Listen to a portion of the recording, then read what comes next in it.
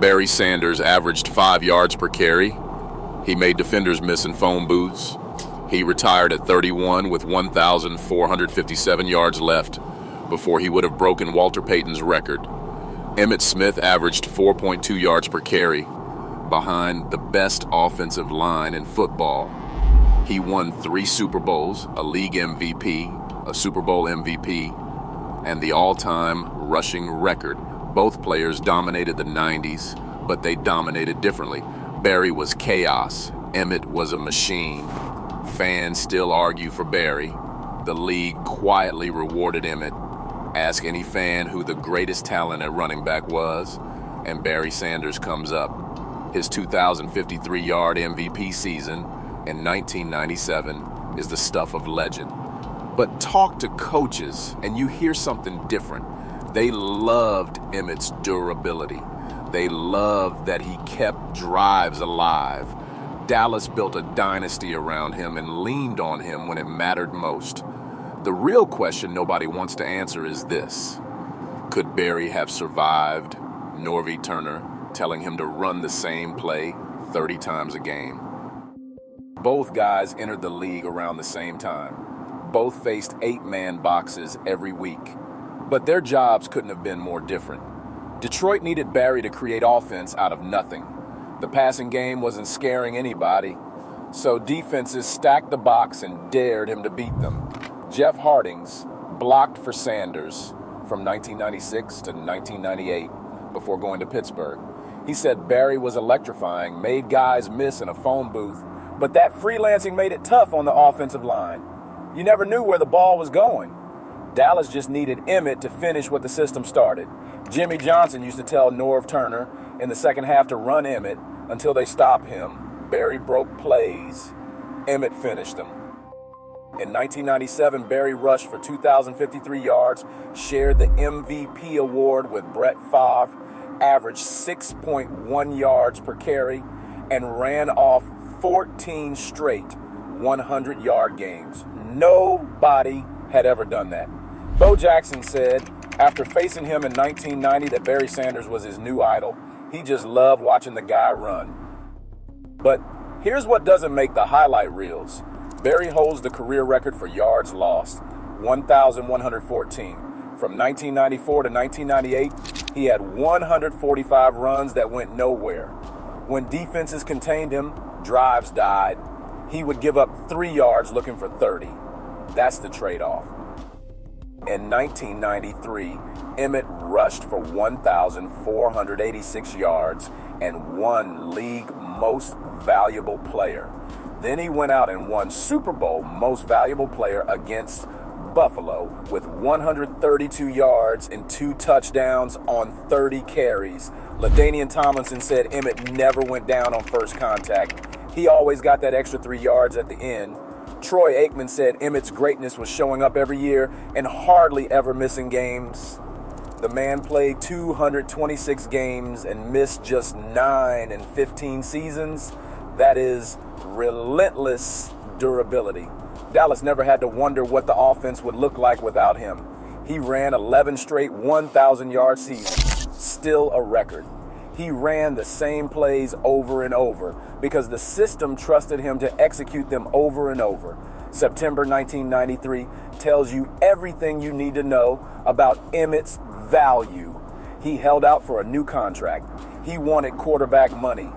The defending Super Bowl champions lost their first 2 games without him, including a home loss to Buffalo, the same team they had beaten 52-17 in the Super Bowl just months earlier. After that second loss, Charles Haley threw his helmet through the locker room wall. He screamed that they would never win with a rookie running back while the best one in football sat at home watching TV. 3 days later, Jerry Jones signed Emmitt to a 4-year deal worth $13.6 million. The deal made him the highest paid back in football. Dallas finished 12-4 and won Super Bowl 28. Emmitt became the only player ever to win the rushing title, League Most Valuable Player, and Super Bowl Most Valuable Player in the same year. When you removed Emmitt from that team, the whole thing fell apart. That 1993 season had one more test. The regular season finale was against the Giants, with the NFC East title and home field advantage on the line. Late in the first half, Emmitt separated his shoulder. The trainers rigged up a harness out of knee pads and shoestrings. The doctors gave him painkillers and said he would feel some discomfort. Emmitt told Jimmy Johnson to let him play until he physically could not. In the second half and overtime, with his arm hanging and tears in his eyes, he kept taking the ball. On the final drive, he touched it 9 times in 11 plays. He stiff-armed Lawrence Taylor with the bad arm to set up the game-winning field goal. He finished with 168 rushing yards, 61 receiving, 229 total. John Madden came to the locker room afterward just to shake his hand. Michael Irvin was crying. That game is why coaches trusted Emmitt with trust. Detroit's offense had one gear, give it to Barry. When that did not work, nothing worked. The Lions went 1-5 in the playoffs with Barry. In the 1994 wild card game, Green Bay moved Reggie White inside to nose tackle, so Detroit could not run away from him. Barry finished with -1 yard on 13 carries. It was the worst game of his career. 6 of those carries lost yardage. The Lions as a team had -4 rushing yards, an NFL playoff record. Brett Favre said afterward that holding Barry Sanders to negative yards was remarkable. Wayne Fontes put it simply, "It is tough for this team to win without Barry getting anything on the ground." Detroit never built around him the way Dallas built around Emmitt. Barry never had a Hall of Fame quarterback, never had a Hall of Fame receiver. Lomas Brown made 6 Pro Bowls, but Detroit never put together the kind of unit Dallas had. When Barry got bottled up, the whole offensive strategy collapsed. Dallas built everything around Emmitt. They gave him the Great Wall of Dallas. Larry Allen is in the Hall of Fame. Eric Williams was dominant before a car wreck slowed him down. Nate Newton made 6 Pro Bowls. Mark Stepnowski made the 1990s All-Decade Team. Mark Tuinei made 2 Pro Bowls. In 1995, 4 Cowboys offensive linemen went to the Pro Bowl. They gave Emmitt a Hall of Fame quarterback in Troy Aikman and a Hall of Fame receiver in Michael Irvin. That offensive line earned 22 Pro Bowl selections in the 90s. They paved the way for Emmitt to set the rushing record. Detroit never gave Barry anything close to that. But here's the thing. Emmitt made himself easy to build around. Barry made himself impossible to scheme for. Barry averaged 5.0 yards per carry, way above average for elite backs. Emmitt's 4.2 was closer to the middle, but Emmitt ran 4,409 times in his career. Barry ran 3,062. That is 1,347 more carries for Emmitt, entire season's worth of extra work. Dallas went 7-0 when Emmitt rushed for 100 yards in the playoffs. Detroit went 1-5 in the playoffs overall. Emmitt missed 9 games in 15 years. Barry retired after 10 seasons while he was still healthy. Emmitt's 164 rushing touchdowns is still the record. Barry finished with 99. July 27, 1999. Barry Sanders faxed his retirement letter to his hometown newspaper in Wichita the day before Lions training camp opened. He was 31. He had just rushed for 1,491 yards. He was 1,457 yards short of Peyton's record. He walked away from $20.9 million with 4 years left on his contract. Barry said later that the passion just was not there anymore. He did not see the Lions as serious Super Bowl contenders. There was nothing left to play for. He could have had the record. He chose peace instead. Emmitt said he thought Barry would have broken Peyton's mark if he had kept going. Peyton himself told Barry to go for it, but Barry walked away. He got into the Hall of Fame while he was still in his 30s. October 27th, 2002. Emmitt Smith broke Walter Payton's all-time rushing record on an 11-yard run against Seattle. The play was 15 lead behind left guard It broke a tackle for 11 yards. On the radio, Brad Sham said, "Move over, sweetness. Make a place for Emmitt." The Cowboys lost that game 17-14. Emmitt was 33, playing on a 3-5 team that was going nowhere. But he was still out there, still grinding, still accumulating. Walter Payton's mother and brother were there to congratulate him. A banner dropped from the roof at Texas Stadium. Emmitt cried. He finished with 18,355 career rushing yards. Nobody is close to touching it. Emmitt's grind produced something permanent. Barry's brilliance produced something beautiful. Barry was a jazz improviser, 5'8". He rewrote the book on elusiveness and turned broken plays into art. He handed the ball to the ref after every touchdown. He never celebrated. He barely talked to the press.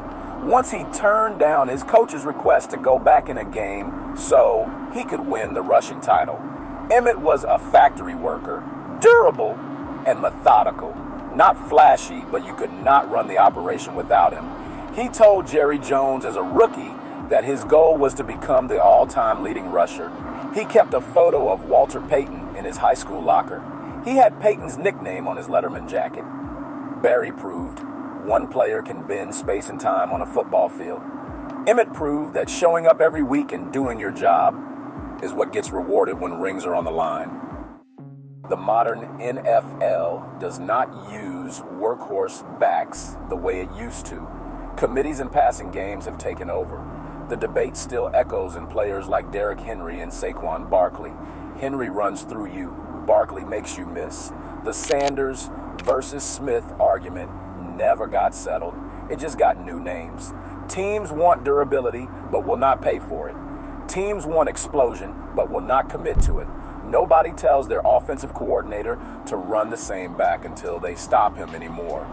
Teams pass the ball even when they are up 2 scores in the fourth quarter. Fans say Barry was more talented. He did more with less. He passed the eye test. The league cared about different things, picking up first downs, repeatable success, staying healthy across seasons, being predictable when things got tight. Barry made defenses fear him. Emmitt made defenses submit. Fear gets you on highlight reels. Submission gets you rings. That is why the debate never ends. Both answers make people uncomfortable. If you believe the best player is the one who transcends the game, Barry is your guy. If you believe the best player is the one who wins championships, Emmitt is your guy. Neither answer is wrong, but only one of them has 3 rings. Barry Sanders played 10 seasons, rushed for 15,269 yards, averaged 5 yards per carry, scored 99 rushing touchdowns, made 10 Pro Bowls, won 1 Most Valuable Player award, won 1 playoff game, did not win a Super Bowl, and retired at 31. Emmitt Smith played 15 seasons, rushed for 18,355 yards, averaged 4.2 yards per carry, scored 164 rushing touchdowns, made 8 Pro Bowls, won 1 Most Valuable Player award, won 3 Super Bowls, holds the all-time rushing record, and retired at 35. Emmitt was built for the long haul. Barry was built for the moment. The NFL rewards the long haul. We remember the moment. Barry is in every greatest of all time conversation despite never winning anything. Emmitt holds every record but rarely gets called the best.